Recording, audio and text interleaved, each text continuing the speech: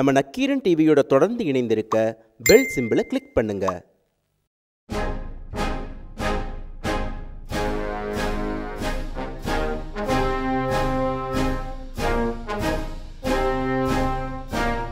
மக்கள் மனதில் பல கேள்விகள், அதில் சில கேள்விகளுக்கு பதில் சொல்ல இதோ வருகிறார் மாவலி மன்னன். மகளிர் தினத்தில் மதிக்கப்பட வேண்டியவர்கள் அம்மாவா, அக்கா தங்கையா, மனைவியா, அண்ணியா இல்ல பாட்டியா? மகளையும் பேத்தியையும் விட்டு விட்டீர்களே. ஐ எம் சாரி மன்னா. இட்ஸ் ஓகே அமைச்சரே. பெண் எந்த உறவு முறையில் இருந்தாலும், உறவுகளுக்குள் அடங்காத தோழியாக இருந்தாலும் அவர்களின் உணர்வும் உரிமையும் மதிக்கப்பட வேண்டும் என நினைவூட்டுகிற நாள்தான் மகளிர் தினம்.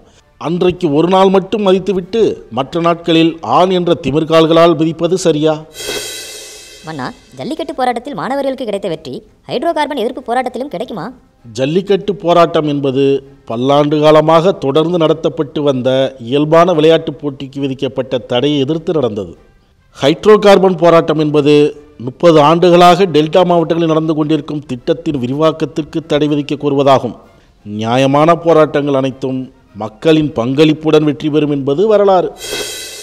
சிறைக்கைதியின் தலையாட்டி பொம்மையாக இருப்பவரை தமிழக முதல்வராக எப்படி ஏற்றுக்கொள்ள முடியும் என்று கேட்கிறாரே உச்சநீதிமன்ற முன்னாள் நீதிபதி மார்க்கண்டேய கட்ஜு. ஓ, அப்படியெல்லாம் கேட்கிறார்களோ?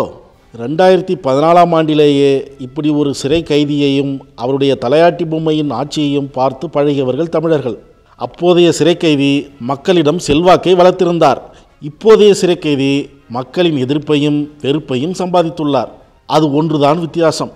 மற்றபடி சிறை கைதிகளையும் அவர்களின் தலையாட்டி பொம்மைகளையும் சகித்து கொள்ளும் எதையும் தாங்கும் இதயம் நமக்கு உண்டு என்பது மார்க்கண்டேய கட்சிவுக்கு தெரியாது. அதிமுகவிலிருந்து விலகி மீண்டும் திமுகவில் சேர்ந்திருக்கிறாரே நடிகர் ராதாரவி.